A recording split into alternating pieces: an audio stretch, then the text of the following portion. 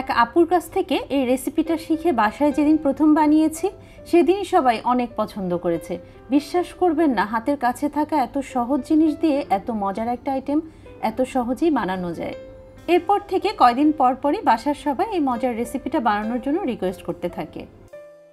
তো আমি প্রথমেই কচু পাতাগুলোকে ভালো করে ধুয়ে পানি ঝরিয়ে একটা প্যানে উঠিয়ে নিলাম। এখন এর মধ্যে দিয়ে নিব মসুর ডাল। আমি হাফ কাপ পরিমাণ মসুর ডাল আগে থেকে 10 মিনিটের জন্য পানিতে ভিজিয়ে রেখে পানিটাকে ঝরিয়ে এর মধ্যে দিয়ে দিচ্ছি। আমি 10-12টা আস্ত রসুনের কোয়া খোসাটাকে ছাড়িয়ে এর মধ্যে দিয়ে দিচ্ছি। একটা বড় সাইজের পেঁয়াজ দিয়ে এভাবে বড় বড় টুকরো করে এটাকে এর মধ্যে দিয়ে দিচ্ছি। আর দিচ্ছি 4-5টা কাঁচামরিচ। লবণ দিচ্ছি স্বাদ অনুযায়ী। হাফ কাপের মতো পানি দিয়ে দিচ্ছি।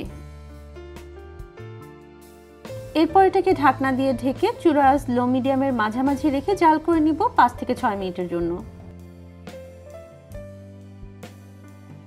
তো দেখুন 5-6 মিনিট পরে সবকিছু কিন্তু খুব ভালো করে সিদ্ধ হয়ে গিয়েছে। এরপর বারবার নেড়ে এর গায়ে যদি কোনো এক্সট্রা পানি থাকে সেই পানিটাকেও ভালো করে আমি শুকিয়ে নিচ্ছি। এরপর চুলাটাকে বন্ধ করে দিয়ে এটাকে সামান্য কিছুটা ঠান্ডা করে নিব। ঠান্ডা হওয়ার পরে এটাকে আমি শিলপাটায় মিহি করে বেটে নিব। কিছু টেলে নেওয়া শুকনো মরিচ এভাবে লবণ দিয়ে ভালো করে গুঁড়ো করে নিব।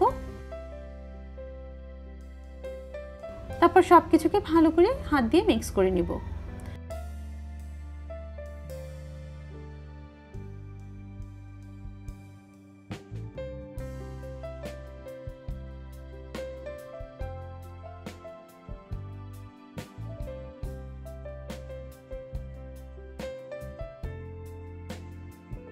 উপর থেকে সামান্য একটু সরিষার তেল দিয়ে নিব। তারপর এটাকে ভালো করে মিক্স করে নিচ্ছি।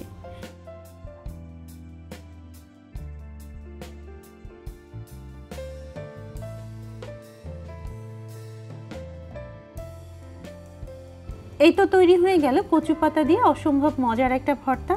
ভর্তাটা খেতে সত্যিই অসম্ভব মজার হয়ে থাকে। আমার তো ভীষণ ভালো লেগেছে।